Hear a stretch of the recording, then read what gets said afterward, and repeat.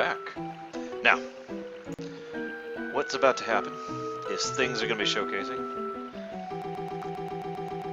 and we're going to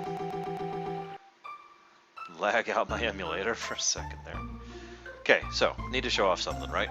Watch what happens. I kind of skimmed by it last time, and I'm sure most people have actually seen that are like, yeah? You see that? The bat? Now, big ol' spoiler alert. That bat is Flea. Oh my god, I know, right? But seriously, I absolutely love that that there's just this flea, that there's this bat that shows up as you go through here. The first time you have no idea what's up with this bat. Anytime you go into battle, bat runs away. Hang on just a second.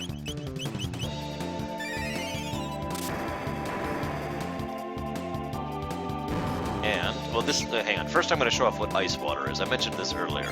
Hi, Wraith. What's up, man? Do you like Chrono Trigger? And if not, what is wrong with you? So that's ice water. As you can see, it does a pretty decent amount of damage, and AoEs the crap out of everything. The bat's already back. You see that? I literally didn't even have a chance to move before the bat had come back. So we're going to give that, we're going to be keeping track here. That's 1 story plus there, right? For the bat, which is a wonderful form of foreshadowing. And even if it's not foreshadowing, I mean, it is foreshadowing. We know this now because we've played this game. But even if you don't know that, you look at the bat and it's like, what is that? Why is that there? And it just adds to the generally creepy vibe of the area we're about to go through and gives you that just constant impression, that idea that you can't get away from. You are being watched. And there have been entire stories, books, novels, TV shows, movies, games done around just the horrific implications of being watched like that. So the fact that they just have this one little bat following you around is brilliant from a horror perspective.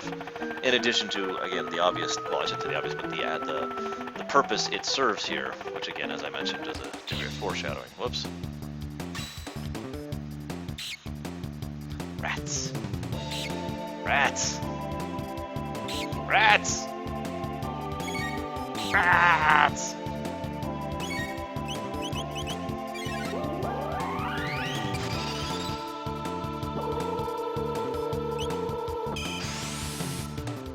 Rats.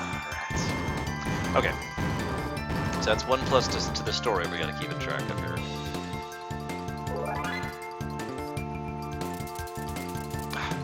Hang on. Hey, Brakeman. I ate taquitos. It's gonna be most of my diet for a while. But yes, they were good taquitos.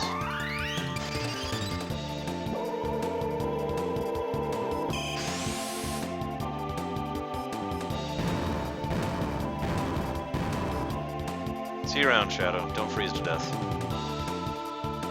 It doesn't actually feel as pleasant as you'd think. Shut up, stomach. Damn it, I didn't explore enough. Must explore map. Oh god, why? Why, god? Yeah. God, there's still some of the map I haven't explored. Whatever, at this point I don't care.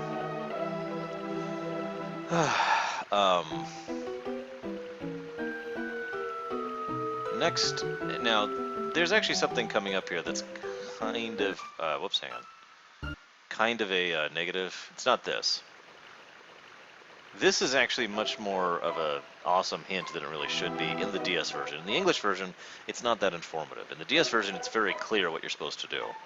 And it specifically tells you about the flip-flop enemies. Again, that's good game design because we've never encountered flip-flop enemies before. If you don't know what I mean by that, flip-flop enemies are enemies where if you hit them with one type of attack, in this case physical, they get stronger physically. If you hit them with a magic attack, they get stronger magically, and there will be several other enemies like this throughout the course of the game, including one boss, Nizbil II. And the Mammon Machine is actually another example of this. So here's the negative. Magus's castle actually looks really awesome. You never see it. No, I'm dead serious. You never see that sprite up there. It is impossible to get up there and see how it looks. The only way to see it is to look at a screenshot that has been taken of the overworld map, to pull apart the sprites, on a sprite sheet or whatever, and look at it there, or to have a walkthrough wall codes. Once upon a time, I actually specifically worked on a walkthrough walls code in the game Genie for the STES version of this, for literally no other reason than I wanted to get up there and see that what the castle actually looked like, and it looked awesome. So, I hate to do this, but that's going to be a negative to graphics. So we'll just go ahead and take that graphics point away there. However, so we've got the trees in the foreground, FF6 style, and just this whole section.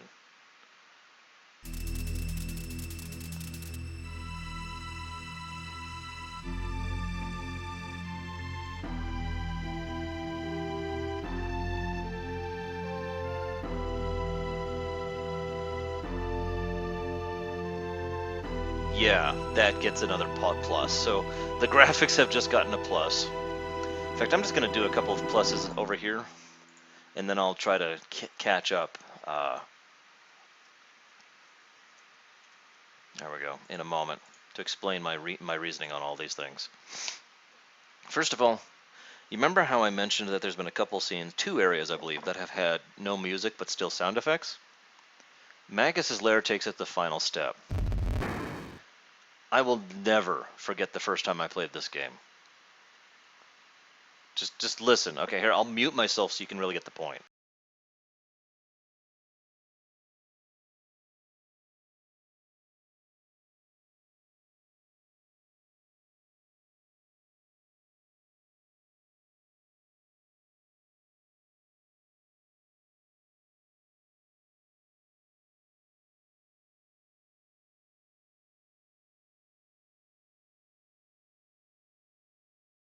It is completely silent. Now, this does 3 wonderful things. First of all, I've always had the impression that when you enter Magus's Lair, it's magically silenced. In other words, imagine if you're walking around here, and it takes you a few moments to realize your footsteps aren't even making noise. Now I know, there's no footstep noise in Chrono Trigger, but if there was, I would think this would be the perfect area for it to not be there. In other words, as you're running through the halls and up the staircases, 0 sound. Second thing it does, when you start to see people, ordinary people, kids, laughing, talking about playing. Hang on, I'll look at that in a bit, Chauvin. Yeah, that looks long, so I'll look at that later. And then there's just all of a sudden the king of, the king of Guardia is there, and blah blah blah blah blah. But the actual point is, listen to this. It's like after so much silence, any noise just sounds off. And so after having gone through this whole incredibly silent, incredibly creepy section, the 3 or 4 sound effects that you hear throughout this section are just, Wah! I'll talk about these 3 guys in a minute. So that's the second point it serves. The third point is really the obvious point. In other words, it makes this entire section incredibly atmospheric. It has been posed by several people in the chat that this does not actually sound like the kind of thing that would, actually equate to an end boss area. This doesn't feel last dungeon-y. I personally disagree with that, but only because I disagreed with that back in the day. In other words, when I first played this, I really did think, this was kind of a last dungeon scenario. I didn't actually think it was the last dungeon, but it sure as hell felt like one. Everything about this just screamed finale. And there's all these people walking around, laughing, talking about playing. That's even creepier than it sounds, by the way. We'll talk more about that in a little bit. So yeah, that's a huge bonus to graphics for the design of this castle, and for the massive, intro scroll thing we saw. That is a bonus to sound and music for really obvious reasons. That's a bonus to storytelling because this is just eerie. And that's a bonus to the gameplay because they actually tie this into gameplay as well in a way that we'll talk about in a moment. So, in case you had any doubts that you are being watched, when you hit this,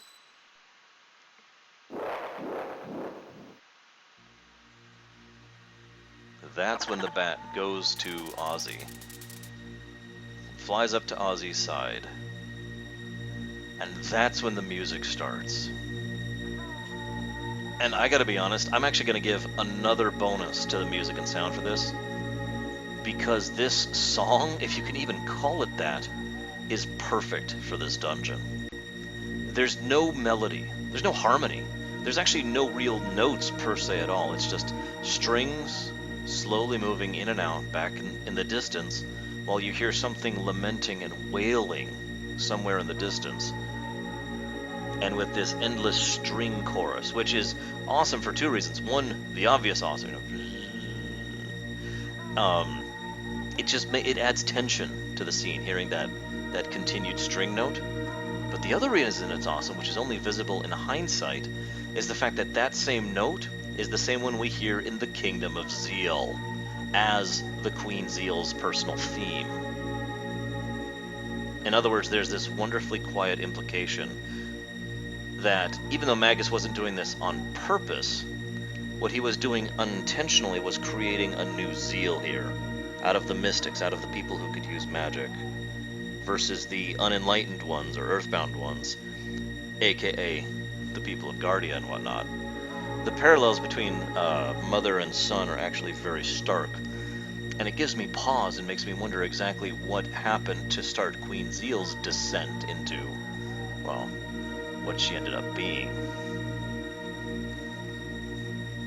Lord Magus, I always like the sound of that, is a tad busy right now. You'll have to take up your business with me. After that, you'll have to take it up with the Master Swordsman Slash, and Flea, the magician, that is. Oh, right.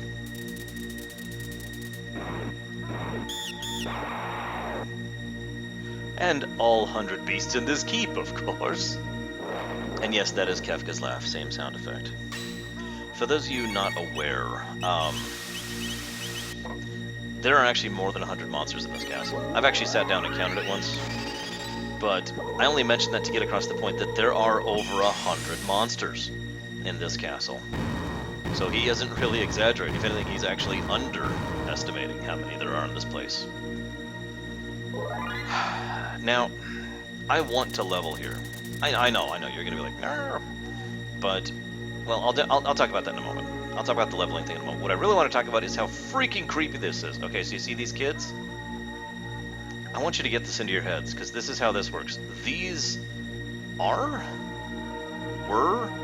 kids? I'm not sure how best to put this, but these are kids. In other words, for the longest time, I was running under the assumption that these were all mystics who were simply, hi little Billy, who were simply pretending to be humans, just like we saw back in the cathedral, way back at the beginning of the game, right?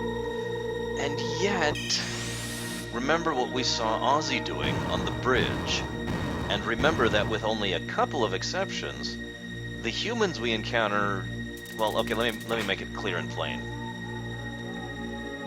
These humans are clearly mystics pretending. I'll talk about them in just a moment. But these guys, these were kids.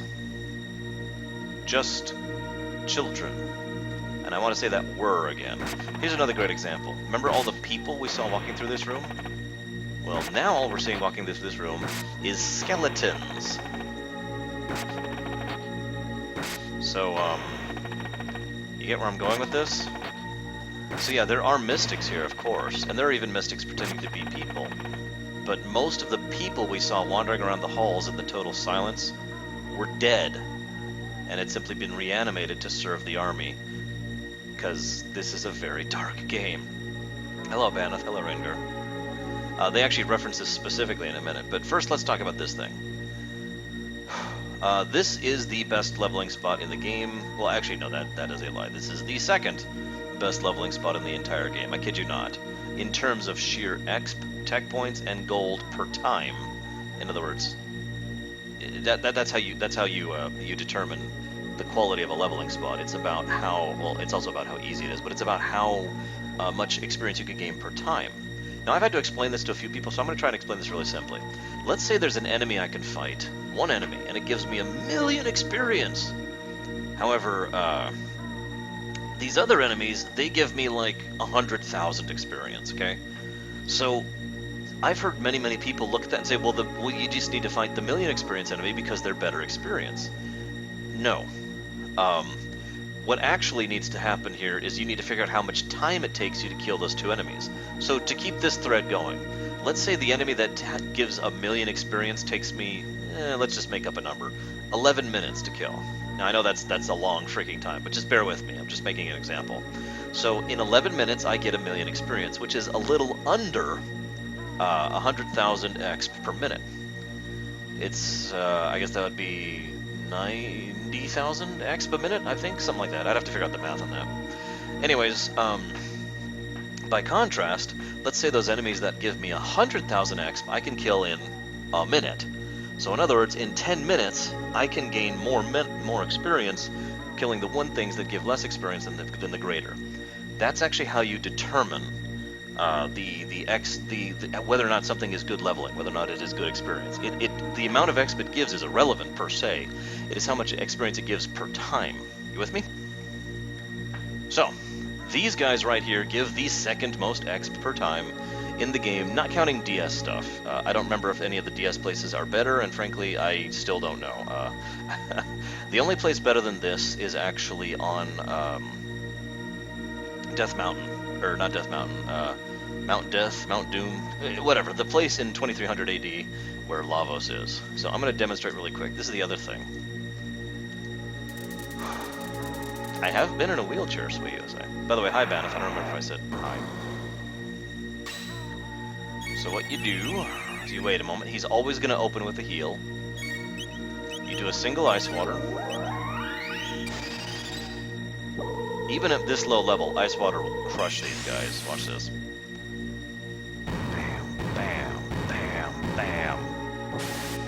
Then you kill this guy with melee attacks. Very quickly, very easily. 400 exp, 11 TP, 600 gold, and you get mid-ethers. That is a ton of experience and of TP, you know, tech points in other words, to level your techs for this point in the game, for something that literally takes you 2 attacks to do. And so, if anybody out there who's playing Chrono Trigger for the first time, or is wondering of a good leveling spot, right here, just go up and down this corridor. There's 3 of these encounters, they're all identical.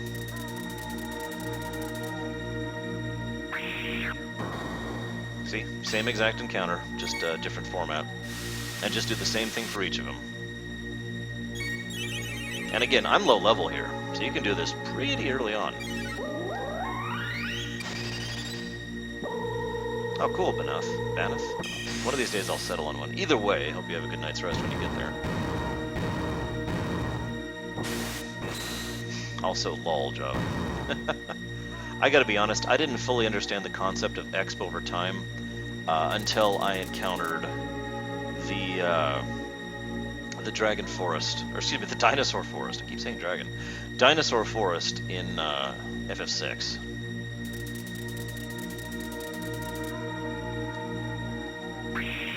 So let's talk about the other thing. I just talked about gameplay, and this is one of the reasons this gets a nice gameplay boost here. Lore-wise, this section is interesting to me. I actually postulated a question during the marathon, which I then answered, and everyone basically agreed with me on. See, here's the thing. The mystics here are, I think, demonstrative of something I was talking about all the way back in the cathedral, back at the beginning of the game.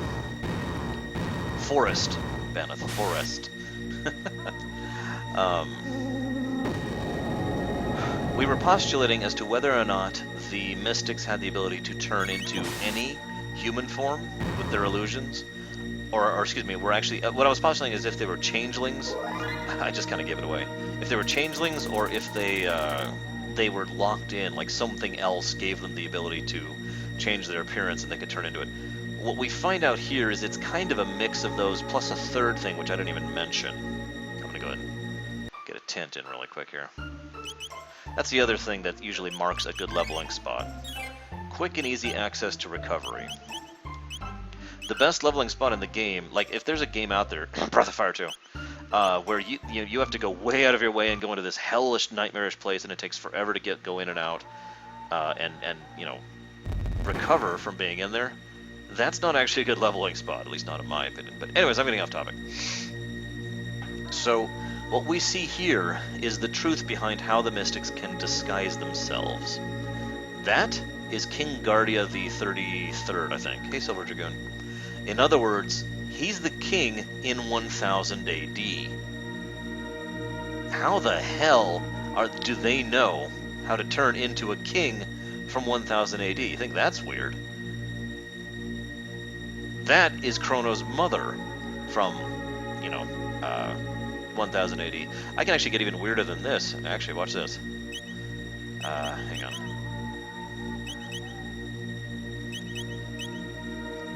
You can also make it... This is also making a point for me. You can also make Luca's father show up there. Tabin, again, from 1000 AD. And you can make Luca show up. So... my point in bringing up all of this is it is my opinion, based on the evidence given here and elsewhere, that these specific creatures, these specific mystics, have the ability to cast these illusions, and they basically cast these illusions based on what is in your head. They can't actually read your mind. What they can do is show you a type of mirror that demonstrates a part of you, something you care about, or more accurately, someone you care about. So they don't actually have the ability to, read your mind and say, oh, you're from the future. Oh, you have time travel. They don't actually have the ability to do that. They have the ability to say, hey, here's someone important to you, talking to you. And then, the illusion breaks and they're demonstratively what they actually are. That's why each one of these, forgive me, I was wrong, Nadia. Please return to the castle. That's where I'll bury you. It twists. And then we see the actual mystic that is casting the illusion. Yeah, exactly, Samurai. That is exactly correct. In other words, these things are illusions rather than shape-shifting. So they're not actually shape-shifting, they're just casting illusions so that you see what you expect to see, or what you want to see. And I personally believe that these creatures here, the, what are they called exactly? I forget what they're called in the DS version, so give me a second. Come on.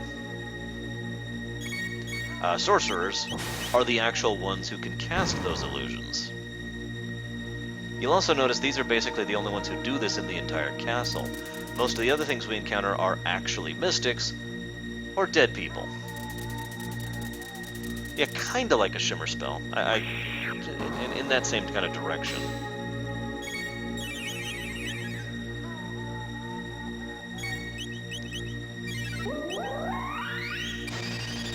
So I just think that's really cool the way they do that. So that's just Chrono Trigger in a nutshell. In addition to being the second best leveling spot in the game, it also happens to have some cool lore tidbits to explain how the mystics operate. Of course, the other corridor also explains how the mystics operate. See, there are two sides to the mystics' army, the Fiend's army. And yes, I'm sorry, someone mentioned earlier, yes, Magus is kind of a Lich King situation here. Although, it's actually more accurate to say Ozzy is, because Magus doesn't give a damn. But anyways. So this corridor has the sorcerers, all about illusions, all about magic, all about that kind of thing, right? It's thematic, thematically appropriate, basically, right? Come on. Come on. There we go. Little Billy, there are several theories about who the mystics are descended from. The most common theory is the mystics are descended from the creatures that were created by the Kingdom of Zeal. All the servitude races. Remember Massa and Mune? Or rather, Legendary and Sword, excuse me. You know what I mean. Massa and Mune are both creatures that were actually designed and built, augmented, at the least, by the Kingdom of Zeal, by the people who lived there and worked there and all that stuff. So the mystics are those who are left over and what's left of those people in addition to what is left of the lines of those. It's why they're not really human. It's also why they can cast magic. Because, of course Zeal is going to make magic in their people, right? And yes, that means in a really screwed up way, if I'm right, asterisk, the mutants, or at least some of the mutants and freaks in 2300 AD, are a direct byproduct of Zeal's experimentation. So, yay! That's your fun thought for the day.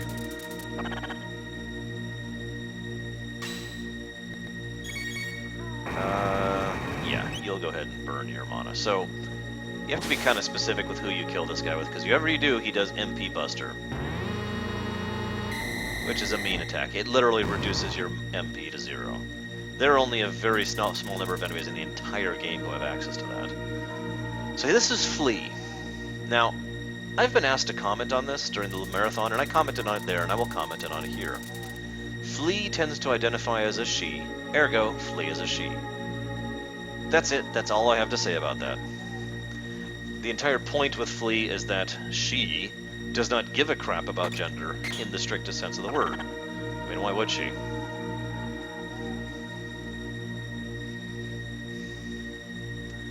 Regardless, Flea is an interesting character because Flea obviously has a massive amount of emphasis on appearance. I've always loved the theory that what we're seeing here is not what Flea actually looks like, and in fact we never see what Flea actually looks like. Remember, one of the biggest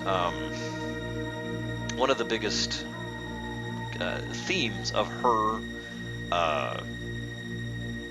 corridor and the way she works is illusion. So I've always liked the idea that Flea doesn't look anything like this.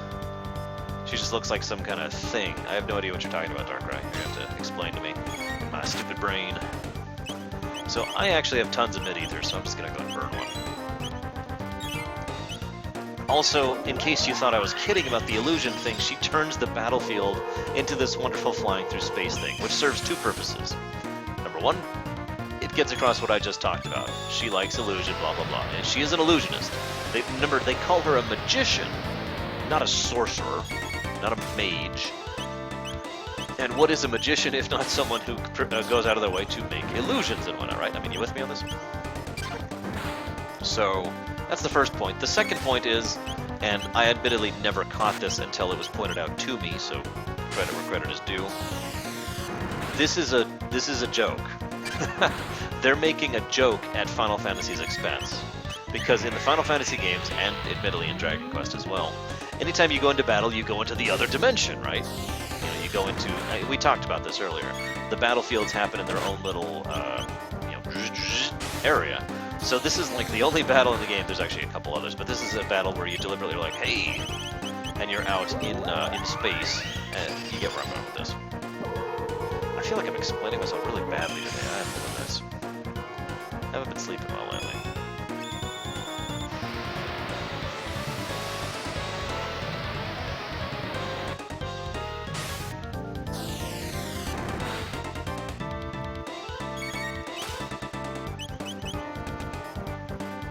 Also, I'm just showing off a couple of cool dual techs here because there's lots of cool dual techs in this game, and I wanted to showcase a few of them while I'm here. Also, the other interesting thing about Flea is she is an incredibly easy boss fight. She does very little damage, and almost all of her attacks specifically are status effects rather than just plain doing damage.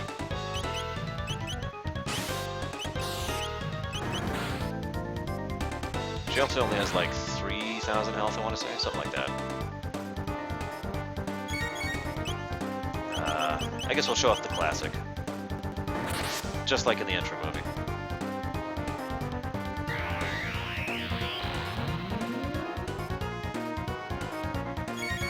We need to heal pretty badly. Oh, we're also out of mana. Oh crap, okay, hang on. Crud. Okay, backup plan.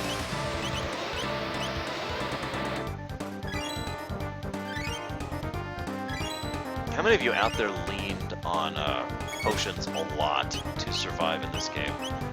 Or in your early playthroughs? Nowadays I lean on spells a lot more for surviving. Back in the day it was just like, no.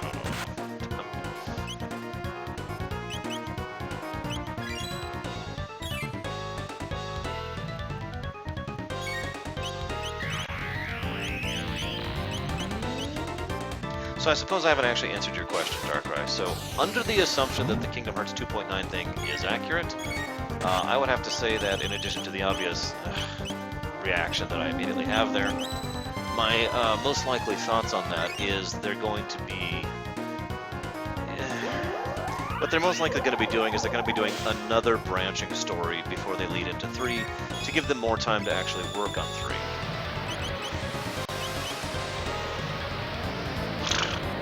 I think we've all had that problem in Ryokami. I have not yet Silver Dragoon, no. Haven't really gotten the chance to catch up with the forum today. Not yet. Now, if they port... I was going to say, that's the other possibility. They could be porting Dream Drop Distance, since Dream Drop Distance is Kingdom Hearts 2.9, technically, if you think about it. It is the only Kingdom Hearts... Well, I guess I shouldn't say that. There's a slight... It's one of 2 Kingdom Hearts games that happens before 3, but after 2.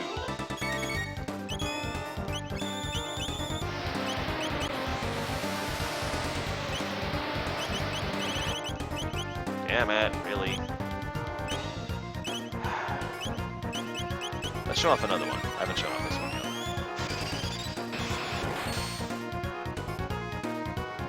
yet. That's true. Dream Drop Distance is the only game not on the PlayStation right now.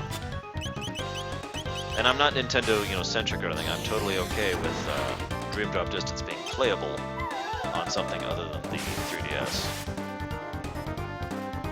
And unless they add a lot of stuff, I'm really, really unlikely to rebuy that. Jeez, okay.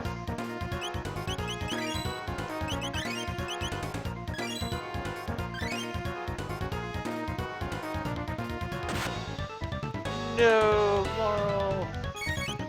It's okay, we have a couple of revives. Not too many. We have potions, too.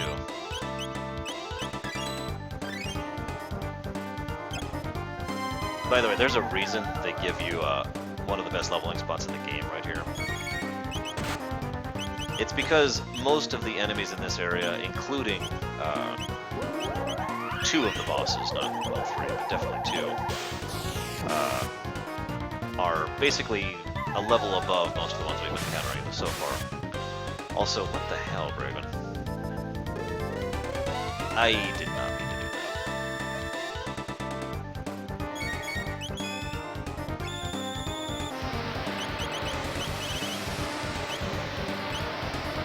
Come on. If I actually lose to this fight, you guys have my permission to make fun of me. Just seriously, go ahead, go nuts.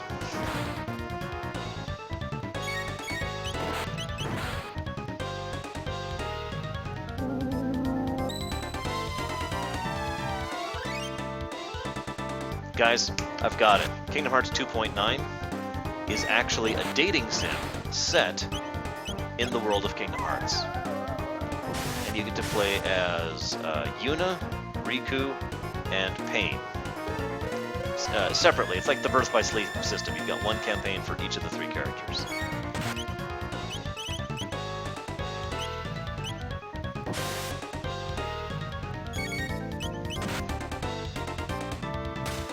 Damn it, Deutsch. There we go.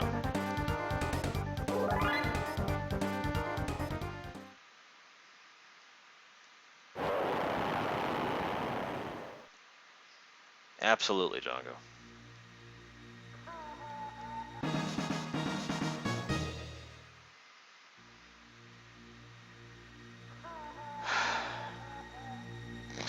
Let's not talk about that, shall we? Yeah, I think we can do this.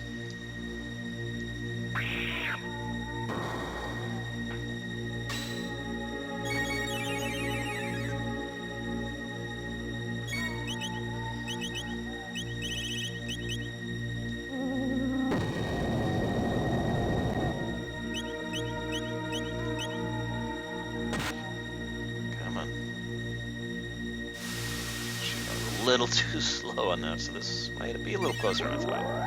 It's okay, I can get out of here with no encounters.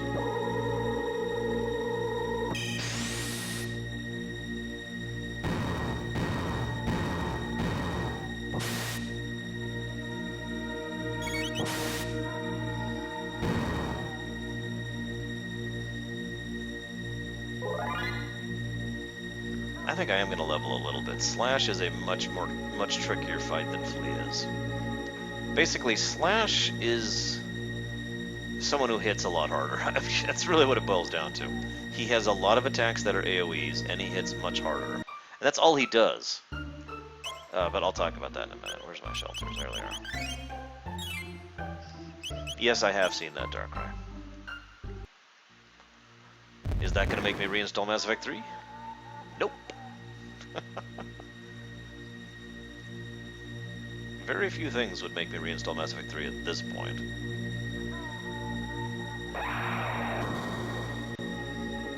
Hell, I already did it for the marathon, and that was only because you guys requested it. It's like, well, alright.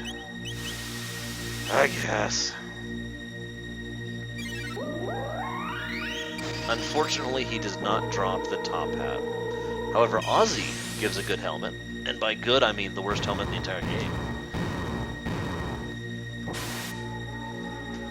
I'll tell that joke when we get there. No, Titans. I've already played Mass Effect 3 multiple times, and again, did a full analysis mode on replay for the marathon last year. I think I'm okay to put it down and never pick it up again. I guess I lied. There is one thing that could make me reinstall Mass Effect 3. I'm not actually going to do this, don't take this as writ, but I did enjoy the multiplayer quite a bit. So, you know, if I had a bunch of friends who were like, hey, we should go play the Mass Effect 3 multiplayer, I'd be like, yeah, alright, hang on. Let me go install it.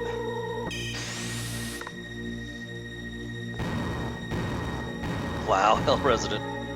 That beats me. I stupidly thought the arena would carry forward into New Game Plus, so I was like, alright, New Game Plus, and lost all my progress.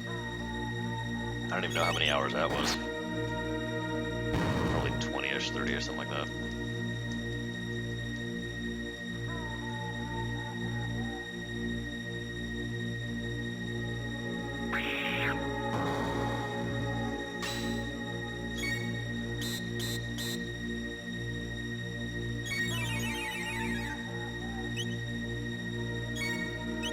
Ah, gotcha, Kimmer.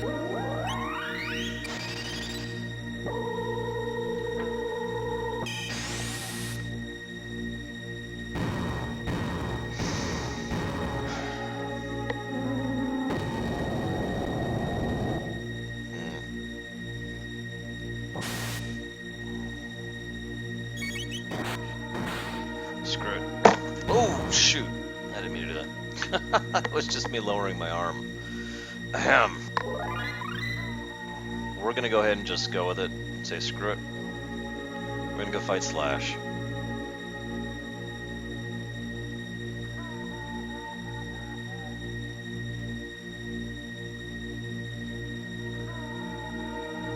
As much as I would actually prefer to level a few more points, especially since the next time I'm gonna get a good leveling spot is after I have the Epoch.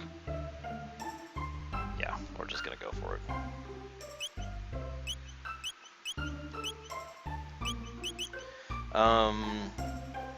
What do you mean exactly, Little Billy? Because there are enemies where you can remove all of an enemy's mana, and they die. There are also, I think, a couple of enemies I can think of where you can heal them to do damage. I don't just mean the undead thing. I mean if you heal them enough, they die. But I don't recall any others off the top of my head. So yeah. Like I said, in the Fleek corridor, we had all these illusions and the sorcerers, the mystics who were casting, you know, the shimmering spells of awesome. Over here we have the soldiers, the raw troops. Now, on the one hand, this is horrible. And on the other hand, this is horrifying. See, here's what I mean by this. The idea here is that the Mystics have lost the most recent battle, and so therefore they are currently training and getting ready for their next big push. But that push isn't really going to involve Mystics. They're going to attack pretty much exclusively with the dead of the other side, of the humans. First of all, several of the things they talk about here reference that, but just think about it logically. What did Ozzy attack us with on the bridge?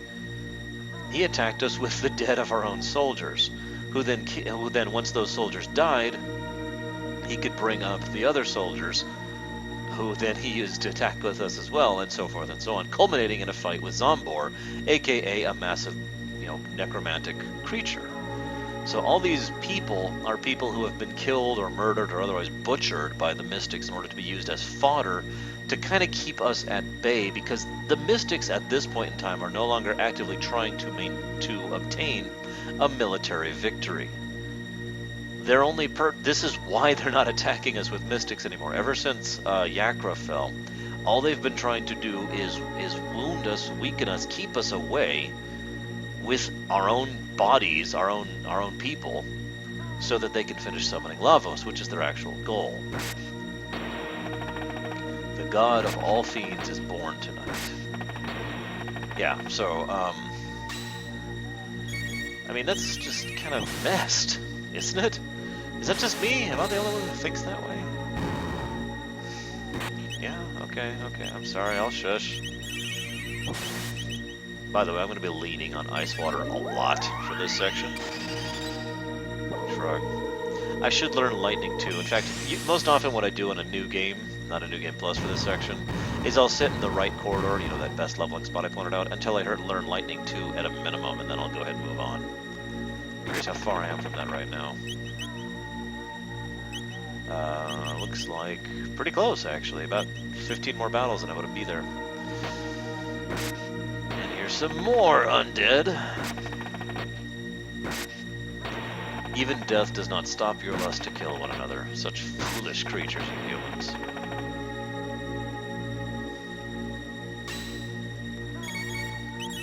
Yeah. Ahem.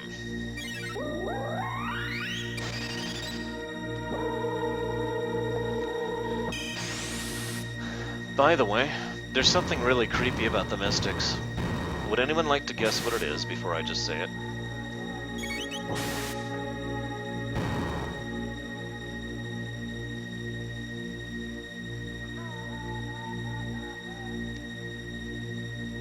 So this quote, even in English, is terrifying. So there's a bunch of people here. Notice that there's children here. I just want to stress that point. Please help us escape from this eternal suffering.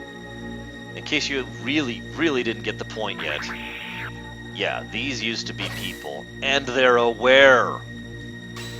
Fully aware of the fact that they are the walking damned.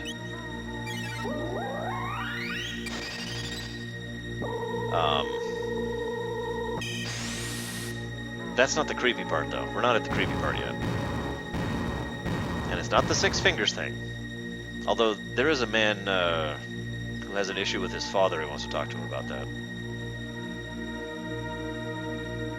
So this line was heavily censored in the English version. It still got across the point, hey, I had you took care of my cadaver pals. In this version, it's way more blunt. You freed my undying slaves. Because that's what people are, after all. Undead slaves. It's really weird to think that Slash, Ozzy, and Flea are comical in their next appearance. Literally, they're a joke. Because Slash, Ozzy, and Flea are incredibly horrifying this time through. I've actually heard a theory about that basically it was the presence of Magus that was turning the 3 into this horrifying dark force. And once Magus was removed from the party, all 3 of them turned into comical jokes. I don't know if I agree with that or not. It's possible. I think it's more likely that the 3 of them are Dragon Quest characters, and therefore are simultaneously horrifying and comical. So the Slash boss fight, I'm actually kind of worried about this one. He's actually 2 bosses, one right after the other. Hi, Baronessa. Right.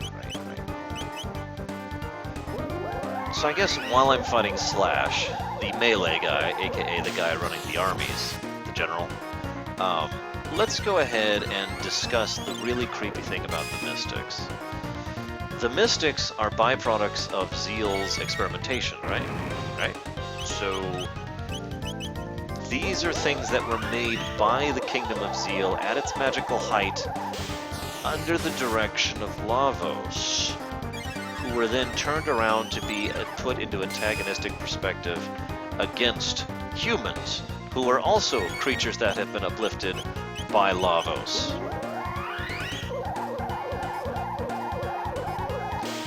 I'm okay with it, Django, mostly for this battle. It kind of doesn't quite fit for Flea, but I think it fits very well for Slash. This does feel like a run right here. This is a kind of a difficult fight here. Anyways, what I'm trying to say here is that the Mystics as a whole, I don't mean like as a direct manipulative level. I mean like the Mystic people from a distant natural evolution level have been manipulated into conflict with the humans specifically as a method of natural selection. Because what does Lavos want if not the best? The people most inclined towards his way of thinking, who have been perfectly eugenically designed to be whatever it is he needs in order to gather and collect, eat, consume, analyze, and otherwise harvest for him and his seed.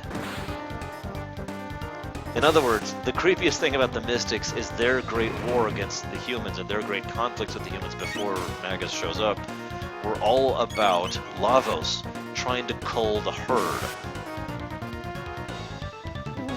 Okay, this is taking way too long. Hang on. I gotta recover really quick here.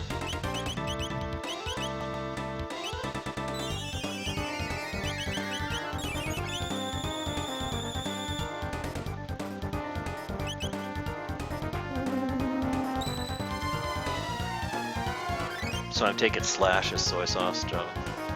Because I don't remember which one's which. I really hate to burn mana on this guy in his first phase.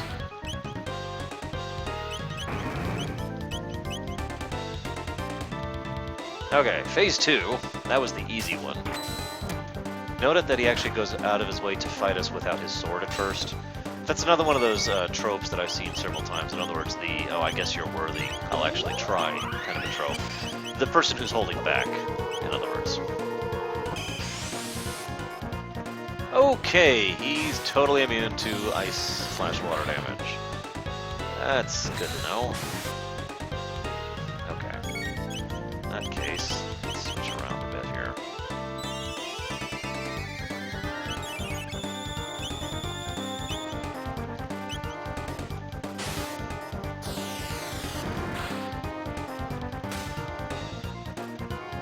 Was it Aussie horseradish or something like that? I really don't remember. I am terrible. What do you want from me?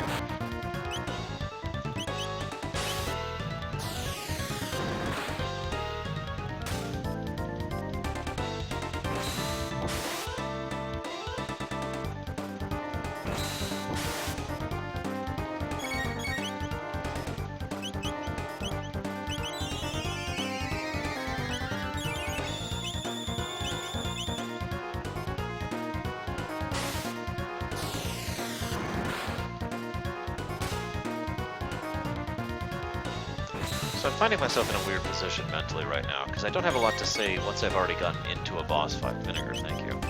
I'm just sitting here in like awkward silence thinking, you know, it occurs to me that maybe I want to spend some time off camera actually leveling. Not because it's necessary, because as I'm proving, I can defeat these bosses and get through them, it's just taking time. And I've already made my point that the difficulty curve is well designed and well balanced. So I don't need to like re-emphasize that point by going ahead and showcasing it in every single boss fight, right? Hey, Kimmick. So, yeah, I'm sincerely debating going ahead and getting some grind on a little bit, just so I can push through a lot of these combats quicker. Because I find myself for long periods of time not having anything to say. It's like, so then there's this fight. It's pretty cool.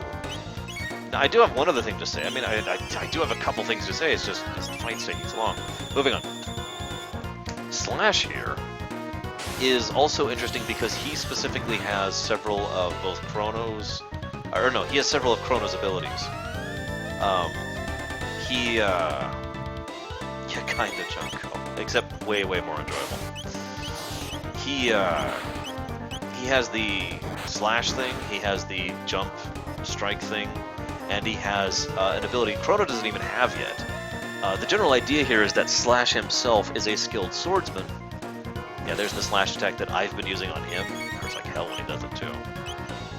Let's do this really quick. And like I said, he'll actually have the... See you around, Benath. Have a good one. He has the same. He has Confuse, I believe, is the name of it in the English version. I forget what it's called in the DS version. And it also hurts like hell because, of course, it does. We all, yeah, we're all used to it. Well, see, it's funny you say that, Java. The general point I'm trying to get across is I think that just about any swordsman who specifically works with a katana, because both Chrono and Slash are katana-style swordsmen, and indeed Chrono actually gets Slash's sword. It is a sword for Chrono. Both of them, I should say, are swords for Chrono. The idea is that anyone who works with that kind of a sword is automatically going to have those kinds of abilities, not counting the magical varieties, of course. Because you notice Frog has a completely different moveset, and he uses a broadsword.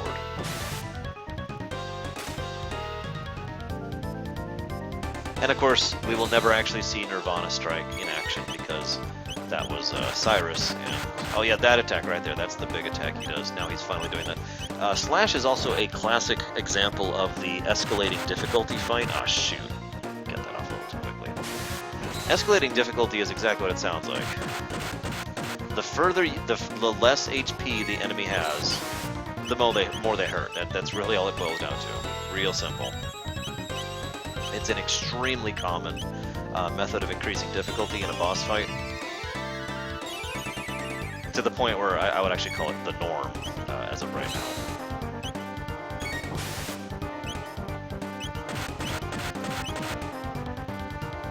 Ugh. See, right now what he has is a yeah, Sephiroth from Kingdom Hearts 1 is a great example of that. What he has right now is a counterattack that he'll use pretty much whenever he friggin' feels like it when I hit him to do his Confuse attack, which as you can see does about 100 damage, which is just a little under a third of my health in several cases, or a fourth of my health in the case of Chrono. But we got him. He doesn't do that till he's pretty low, so yeah, we were pretty set on that one. Now, I will say, one of the things in favor of the idea that Slash and Flea were... There's actually two things in favor of this. Of Slash and Flea being darker and generally, frankly, more evil as a result of Magus's influence. Well, it boils down to this.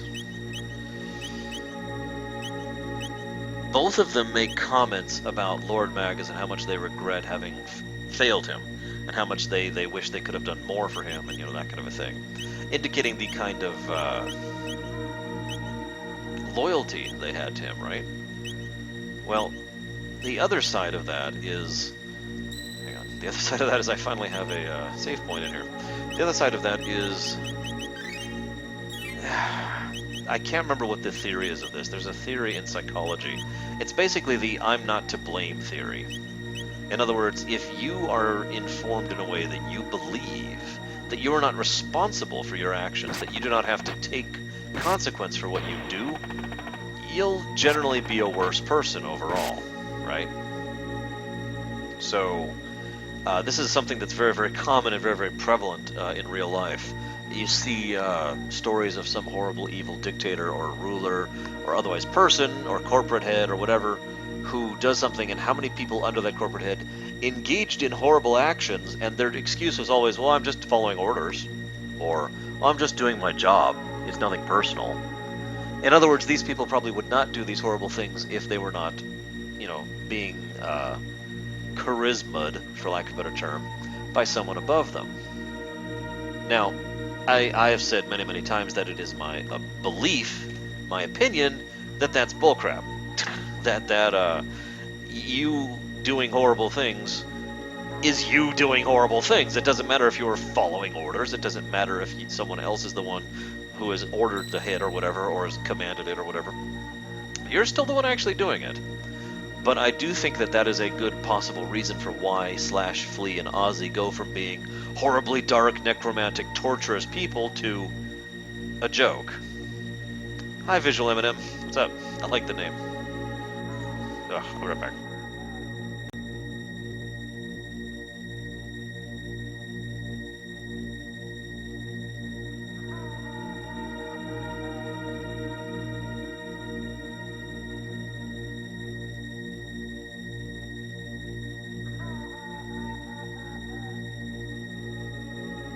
I'm back, and I'm sorry, Javin. Trust me, I know what you're talking about. Or rather, I know, I sympathize? There we go, we'll go with that. I sympathize, we'll just stick with that. Okay, time to go through the 100 Beasts of Magus's Lair. Now, I have to admit, I liked how in several of the previous sections, the combat would not interrupt the music of Magus's Lair.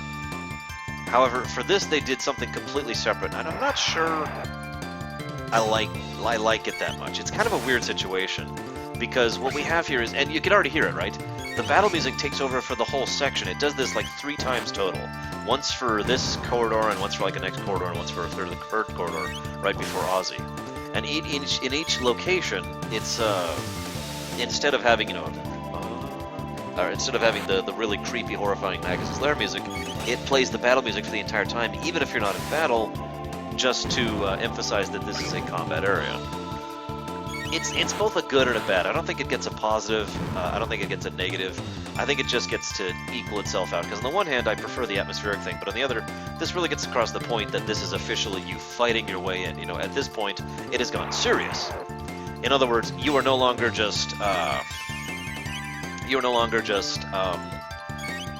creeping your way through the front parts of the castle while the enemy is considering you to be a non-issue.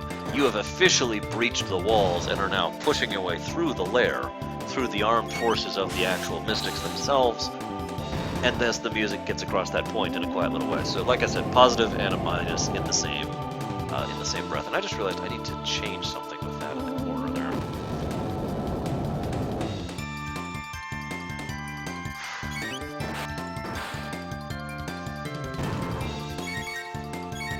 It's hard to see no matter what I do, isn't it? Just make it super black. There you go. Super black. Actually, that's not too bad. I'll keep it that way. This is the DS version, Fearsome.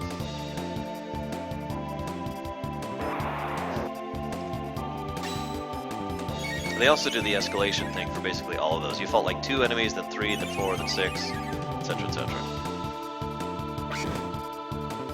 I really like the overall game design, dungeon design, to be more specific, of Magus's Lair.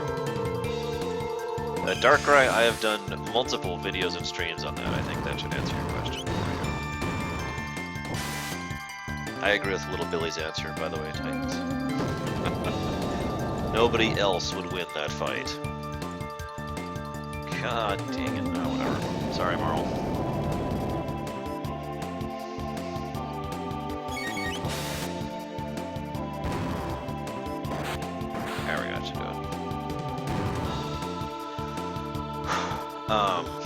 Thank you, Deutsch, as ever.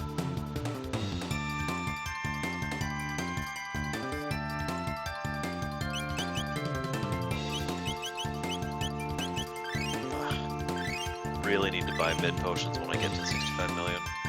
Actually, I don't think they sell them there. I don't think they sell them till 12,000, so I'm gonna have to go through the whole Chrono lair without mid potions.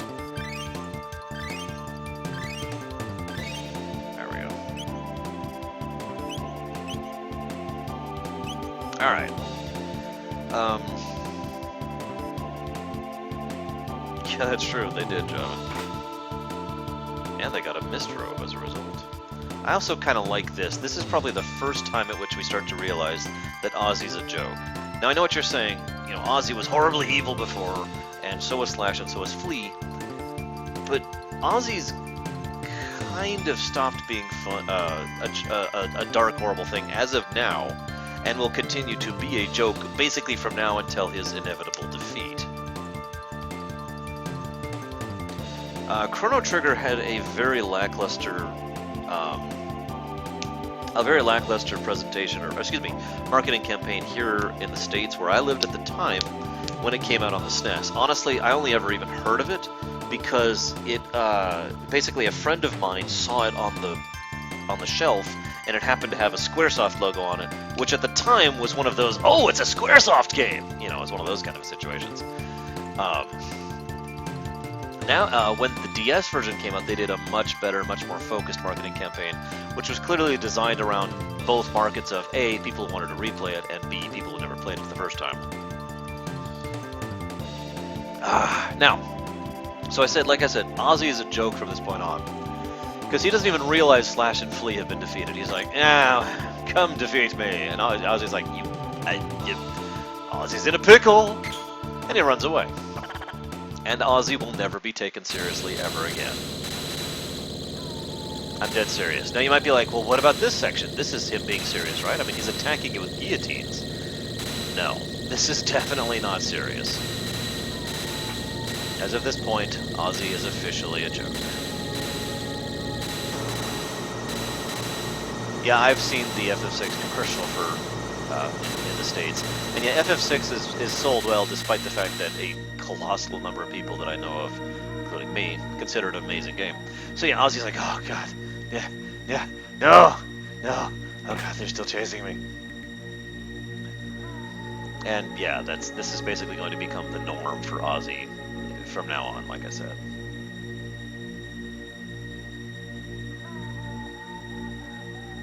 Don't feel like fighting any of these guys.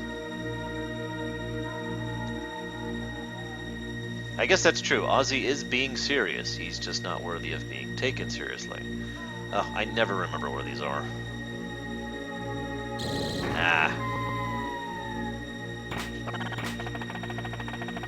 No, more undead. I really am behind on my levels, aren't I? I really should have lightning too by now. Oh well. We might have some issues with the Magus fight.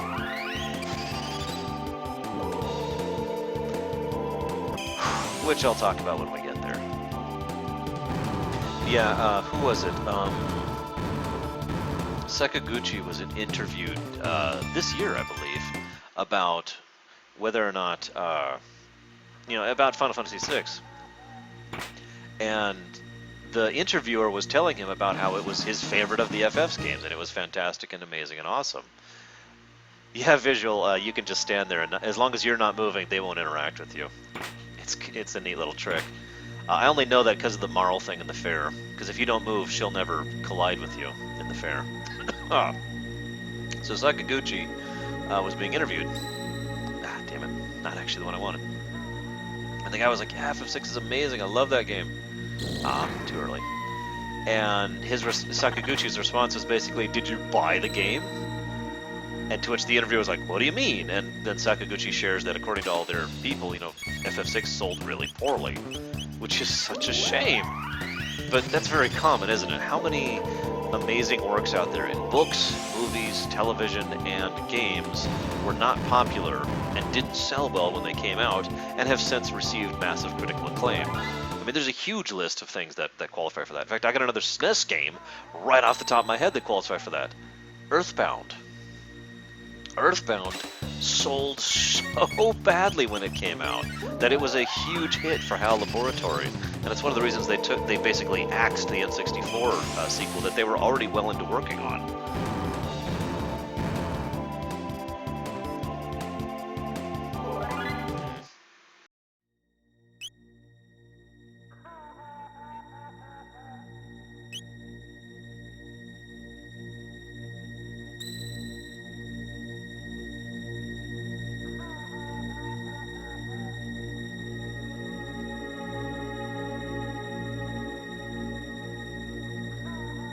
Well, of course not, Joe. Meanwhile, Ozzy's just like, yeah. I love the idea that Ozzy is genuinely trying his hardest here.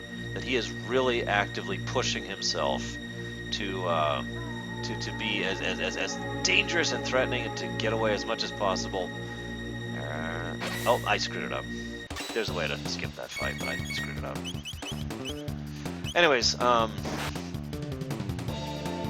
Yeah, and so, you know, and this is just how, showcasing just how pathetic Ozzy actually is. That despite all his efforts, he's still just this pathetic little guy. But he, as I was about to say, Jungle, he is getting his cardio in. So, you know, that's something, right? Right?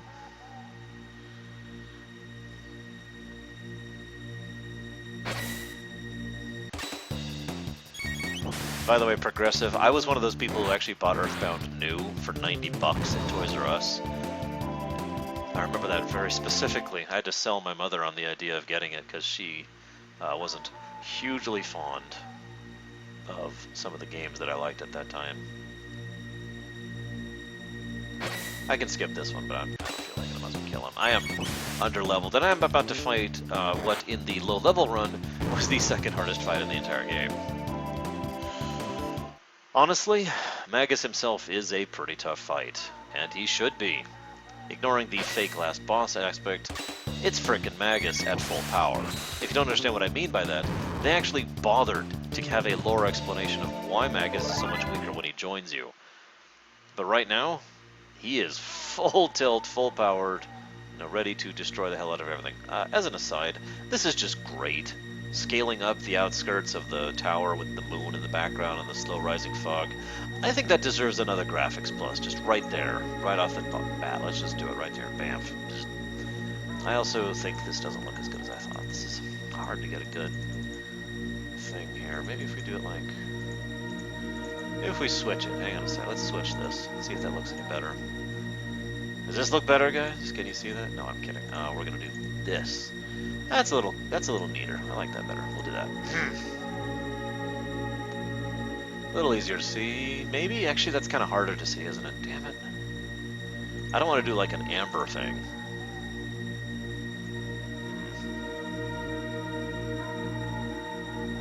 Yeah, that's way too bright. Hang on.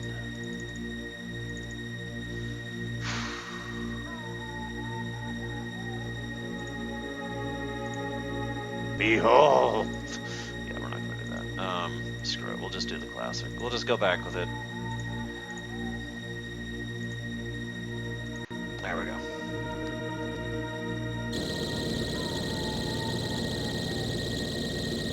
Yes, X's are for 10 pluses.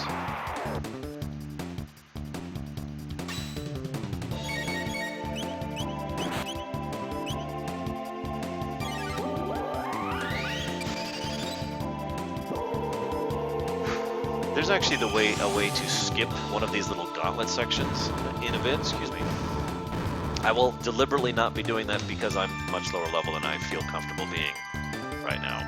So, just a heads up, sorry, we're going to be going through a little more random combat as a result of that. These fights are irritating though. They're just really irritating. I hate fighting those guys because they just waste your time. I am referring, of course, to the jugglers.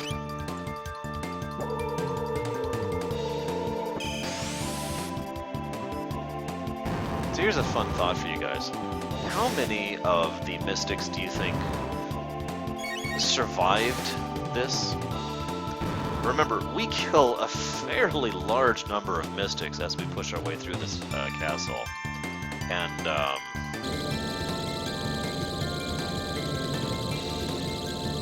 in what context, Darkrai? You have to give me context. Anyways, so yeah, we kill a huge number of the mystics as we're going through here, and we know the mystics survive, again, because they're in 1080 and, to a weird extent, 2380, but it's debatable how much of a force they are after this particular incident, given how much we just kind of completely wreck them here. It is also worth noting that, in case you forgot, Magus's lair gets completely consumed by a massive time gate. One that actually eats the entire castle, so anyone who is actually left in the castle is kind of screwed.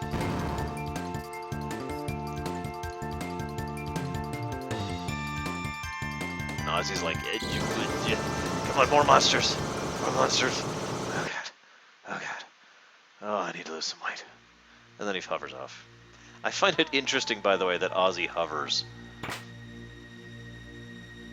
Either A, Do you think that he is so overweight he needs to hover? B, that he is designed to hover specifically so that creators don't have to make a walking animation, or excuse me, a waddling animation for someone like him, or C, a combination of both points. What did I just get? Oh, speed mode, that's right. Actually, let's go ahead and... I like that idea. You.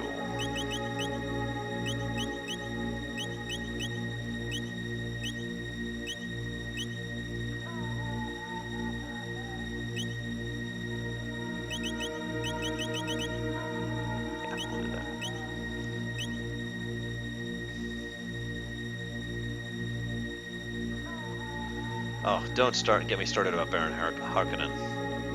He was so damn gross in the movie.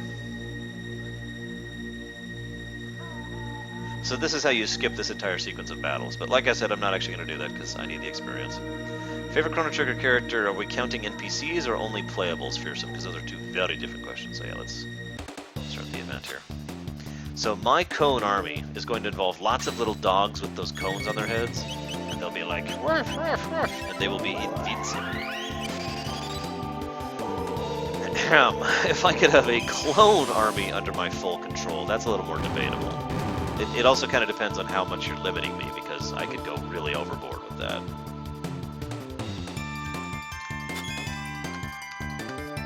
Anyone? I'm going to have to go ahead and say that Lavos is my favorite character in Chrono Trigger, specifically because he is not a character. There is no character to Lavos on purpose. There is no personality to Lavos on purpose. He is a truly inhuman, alien thing, and I think that's what I really like about his presentation. I've often said that Genova is like Lavos and vice versa, but ultimately if I had to pick between the two, I'd go with Lavos because Lavos is awesome. But anyways, if you're discounting Lavos, then my next favorite character is actually pretty easy. Shala. She is an incredibly sympathetic, intelligent, powerful, awesome character who is literally critically integral to the plot in more than one way, especially if you get into theory crafting, as I have done many, many times. And I admit I have a soft spot for sisters, for reasons I really should not have to explain. Also, yes, I finally have lightning too. It only took me forever. Oops, wrong thing.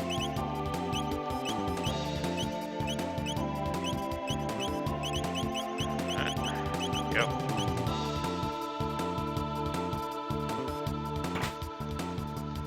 You know, it just occurred to me I really should have done this already.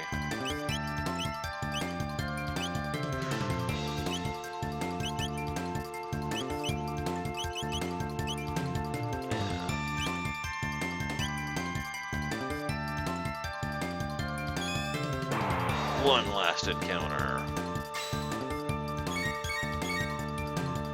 I am not aware of that theory, Fearsome. However, I have heard many people postulate theories that can be best described as, this game's religious, which I tend to just kind of blank out, if I'm honest. So yeah, I have Lightning 2 now. Lightning 2 is one of my favorite spells in this game. It looks really cool. It does a decent amount of damage. It's awesome. That's another thing I feel like I should point out here. Chrono is in many ways a typical Dragon Quest main character. I do not mean that as an insult, by the way. But, hey Samurai. Damn it, Redix. Yeah, game theory really likes to push that angle a lot.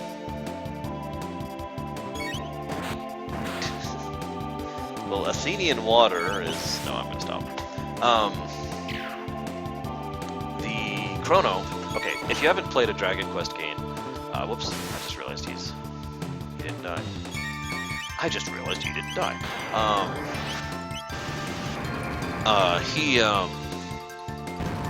A Dragon Quest main character tends to be a universally good character. They're almost universally Omni-Mage type characters. In other words, they are good at melee, have high defense, high HP, they have good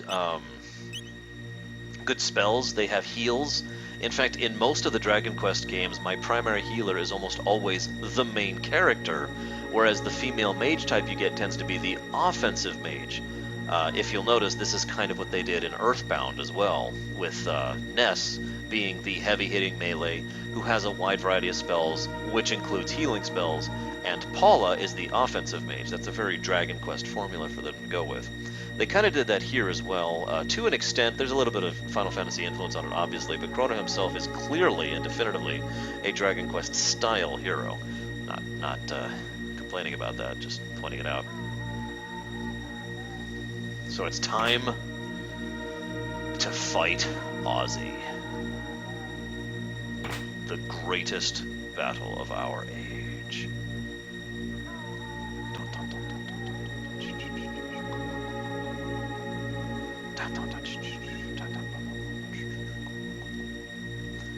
Filling out the map. Okay, so hey Ozzy, what's up? He's still panting. Because of course he is, he's a little worn out. Then he's like, soon Lavos will win. I'm invincible! Yeah, he actually says that, by the way. Alright, this is it. Hardest boss fight in the game. Oh, okay, we're okay. Phase 1 done. We've got 3 more phases to go, guys. This is going to be pretty rough. Okay. Okay. Phase 2's done. Whew. Each one of these is a separate fight, by the way, so there's no way to pause or heal in between each fight. So this is very, very difficult, what I'm trying to do here.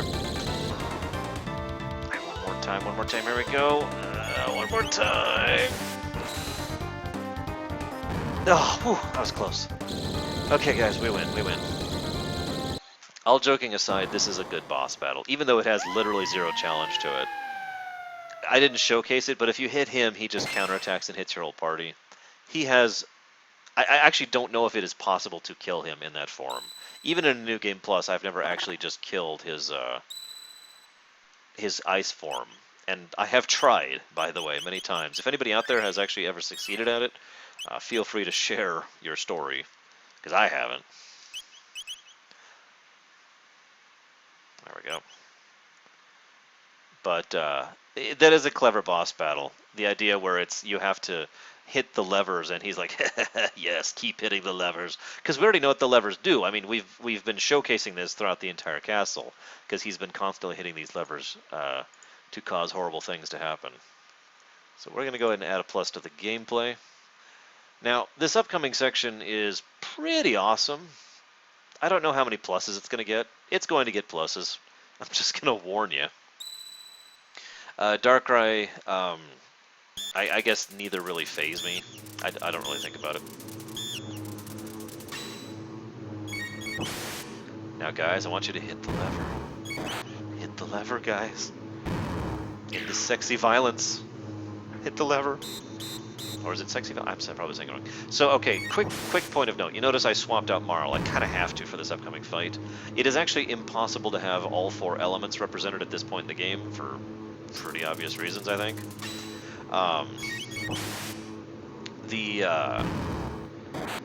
Because Magus himself can cast lightning, ice, fire, and shadow damage, or erotic violence, excuse me.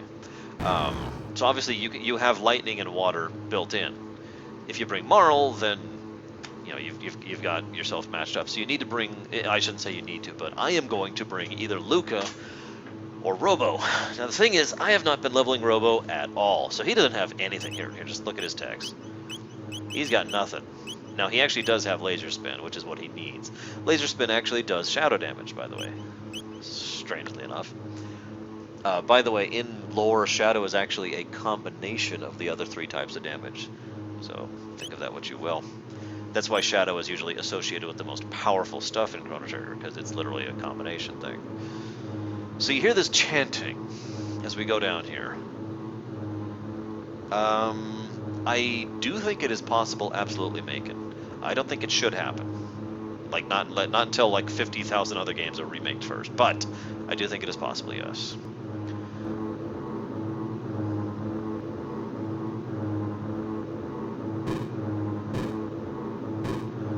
Good night, Javan. Cast open the gate that lies betwixt heaven and earth.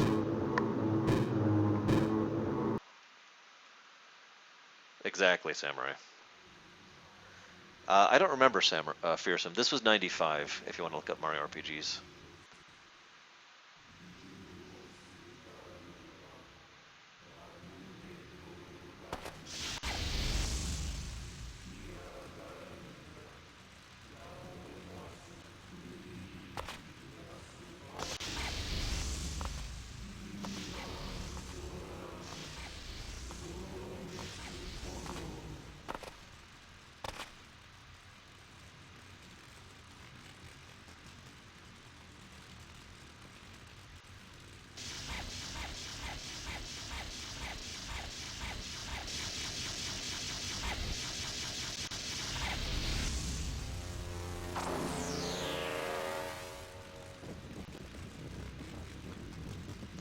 As an aside, yes, Magus was in total darkness, channeling this spell.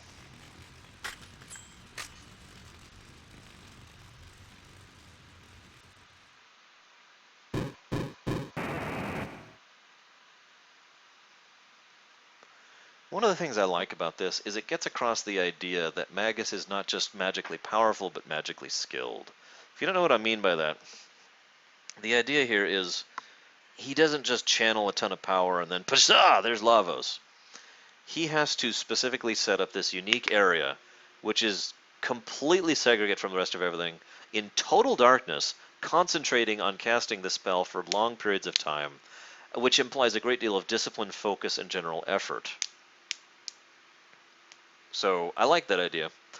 But the next thing I want to point out is here's a theoretical for you. If he had successfully summoned Lavos for real, and, well, at the end, what do you think would have actually happened here? Because we know what happens when Magus goes up against Lavos at a later point in the game. All his power that came from Lavos gets drained. But that's another topic. I'll leave that one for later when we get to that scene. Oh, hang on, gotta... Okay, there we go.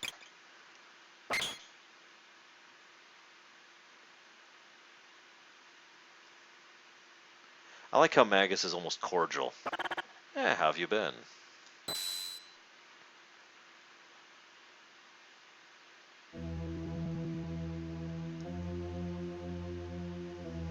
Ah, the Mazmune. Then you've come for me.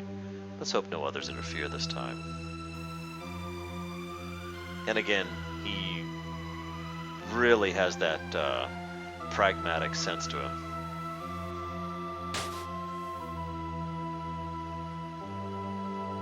See you around, Darkrai.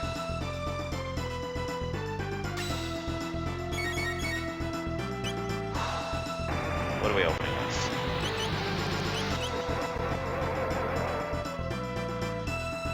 So here we go. The big fight, which I should have actually done things with. So you kind of have to work with his AI. Why would he know? Time difference, man. Okay, fire damage, that's not too bad. We're going to do this, and then we're going to hesitate a moment, because our magic defense is not as high as I think. I suppose, remind me to talk about magic defense when we finish this section. Don't let me forget, excuse me.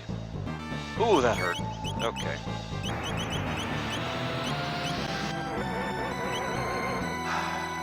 Oh, yeah, absolutely, Fearsome. There's going to be lots of pluses for this section. In fact, we're going to give a plus for the gameplay, because this is a great boss fight. We're going to give a plus to lore, actually 2 pluses to lore, technically, because of the significance of what's going on here. We're also going to be giving a plus to sound design for obvious reasons, and graphic design for not only this fight in general, but what's about to happen.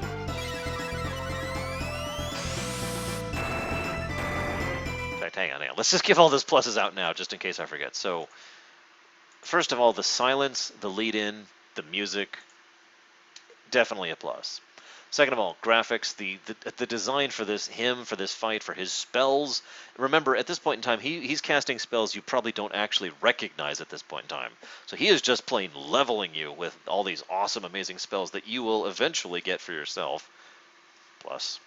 This is one of the better and more interesting boss fights I've seen. Even though it's technically a change your barrier boss, there's enough variances to him and variety to him that it's not actually that simple.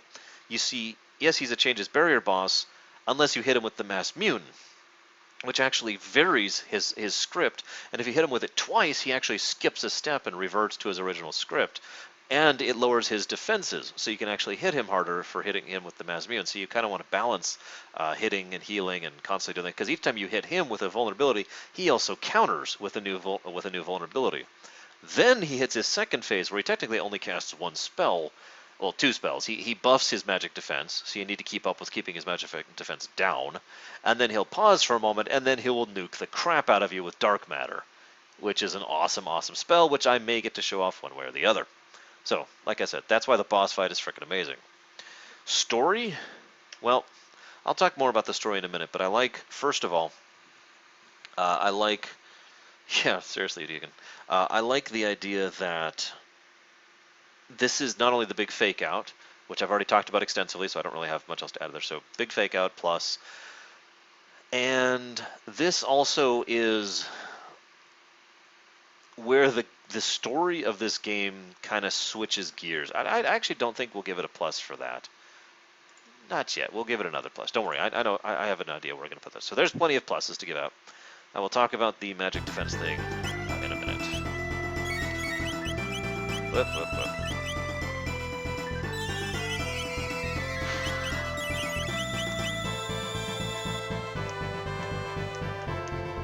Also, I just love this song. Sorry. Now the problem I have with this setup is the person who I need to be hitting him is also basically my only healer. And I don't have the mid potions necessary to just be healing with other people, so I'm in kind of a bad way here.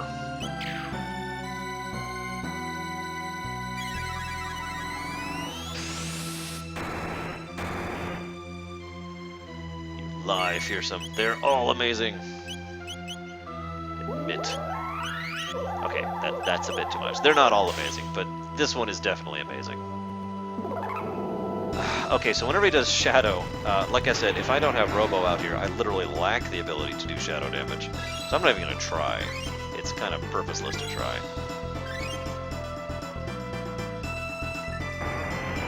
What you can do, Samurai, is let's say he does a shadow attack like he just did. Well, I can hit him with the Masmuin, and he will not counter that. Here, watch.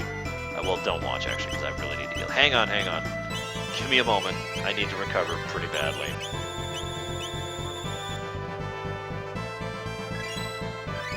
Really wish I had some mid-tonics. See how little that's healing me for? God. Okay, so I'm going to demonstrate here, Samurai. I'm going to hit him with Chrono, who does not have the Masmuin. So I hit him, and he's like, hey! And he switches barriers to water. Okay, with it.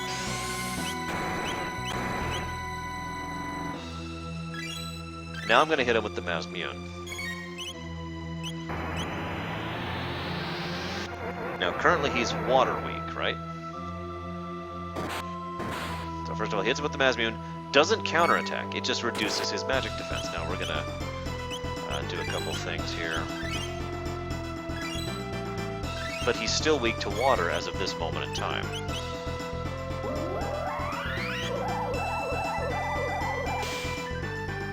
And therefore, he can still switch. See?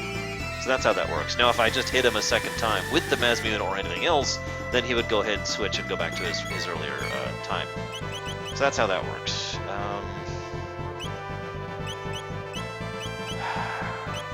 have to blow one of my lefties here. Right, he's at lightning right now.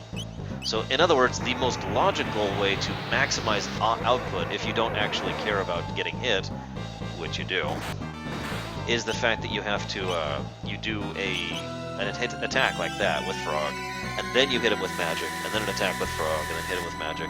I agree, by the way, Deacon. He actually looks at whoever hits him recently, which is a nice little touch.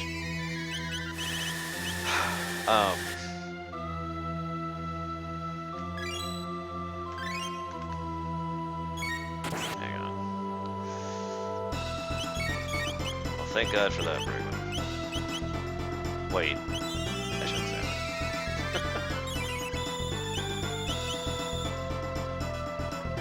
I guess I'll talk about magic defense while I'm fighting him, because I don't have much else to talk about here. Everyone's levels, it's static stat-ups when you level. I talked about that in FF6 as well. In other words, there is no variance. Oh crap, he's in Phase 2. He's in Phase 2. Okay, hang on. Let's see... okay, I'm just gonna go straight full tilt. He ended on lightning, that's good. Whatever vulnerability he ends on is the one that he will retain for the rest of the fight. So he's in Phase 2 now. As I said, Phase 2 he's gonna do very little, basically. He's going to do this. And then he's gonna basically waste a turn. And I am like blitzing to get through this guy really quickly here.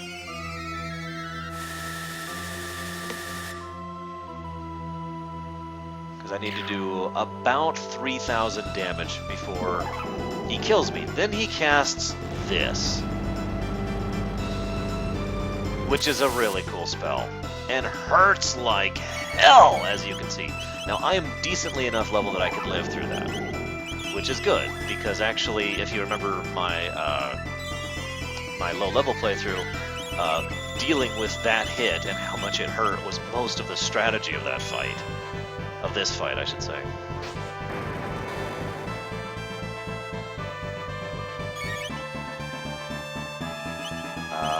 We're gonna go and blow the other one on.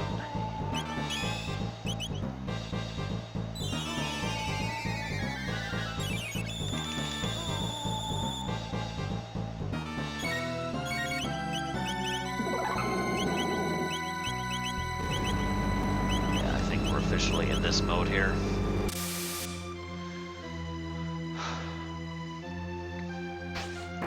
We'll kill Magus with a grenade!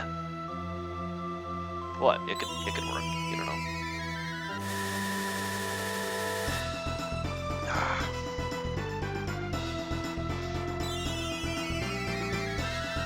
So the other thing I like about this, think for a moment how this fight would go if Specchio had not given our party magic. Just think about how that would be for a moment. Because if you think about it, Magus is kind of ridiculously powerful. No, seriously for a moment, okay? Let's say he's fighting someone. Just about anyone, really. And the person's like, aha, I will attack you with this attack. And he's like, okay, I'm going to nuke you with this massive lightning attack. Now, first of all, most people getting nuked with that massive lightning attack are probably just gonna die. In fact, he could probably kill dozens of people with that attack without even trying. Again, picture Cyrus. Cyrus fights him and hits him, and Magus is like, okay. And just kind of keeps blasting him until he's down. Magus himself only can take significant damage from magic. How many other things cast magic? Well, in fairness, there are several other things that cast magic.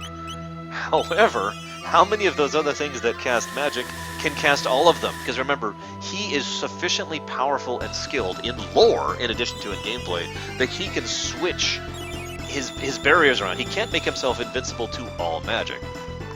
He can, however, make himself resistant to all magic except for one. One of the schools of magic, one of the 4 types. So how many people out there in the world do you think have access to all 4 types of magic in order to actually be able to damage him? He could probably just sit on having, say, lightning vulnerability and constantly be nuking the enemy with all of the other types of spells, and the enemy can't do lightning type damage, so they're just like, and it's over. This is ignoring the fact that when the going gets tough, he can bring out dark matter, which, again, would probably just flat out kill basically anything else.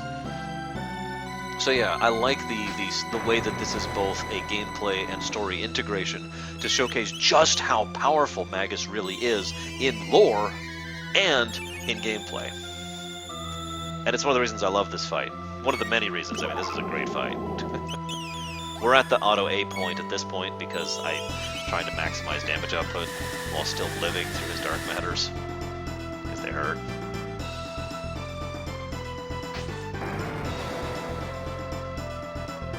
Little Billy, it's I believe, something along those lines.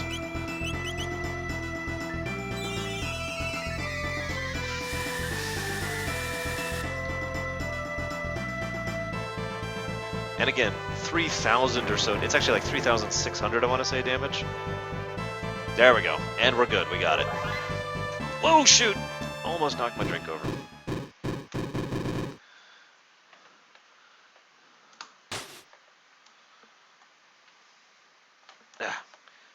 There we go. Okay.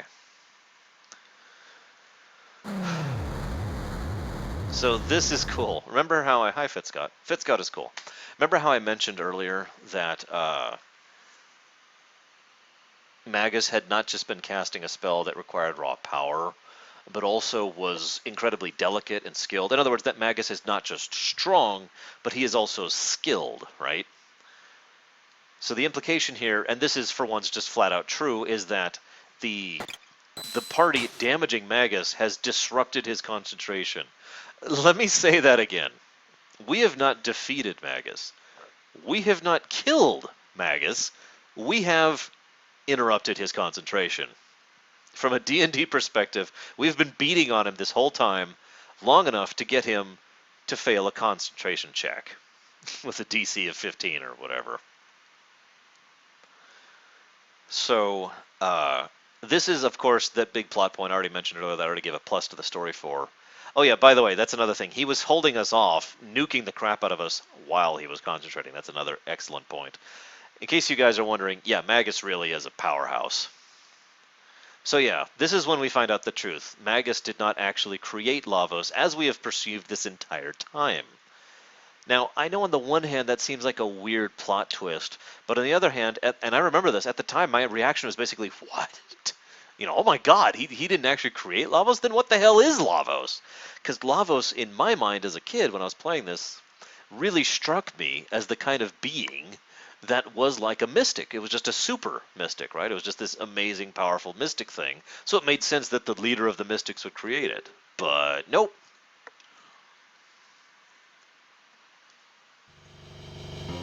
Also, we have gone to a era before this, but only once.